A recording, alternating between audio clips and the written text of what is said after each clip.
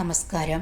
ദേവന്മാരുടെ ദേവനായ മഹാദേവൻ്റെ അനുഗ്രഹവും ഒപ്പം ശുഭഗ്രഹങ്ങളുടെ ശുഭഫലവും കിട്ടുന്ന വ്യക്തികൾക്ക് ശിവരാത്രി മുതൽ അവർക്കുണ്ടായിരുന്ന ദുഃഖങ്ങളും ടെൻഷനും മാറിക്കിട്ടും. മഹാദേവൻ്റെ അനുഗ്രഹത്തിൽ സൗഭാഗ്യവും സർവൈശ്വര്യവും വർദ്ധിക്കും. ഈ വർഷം ഫെബ്രുവരി 26, 2025 മഹാശിവരാത്രി.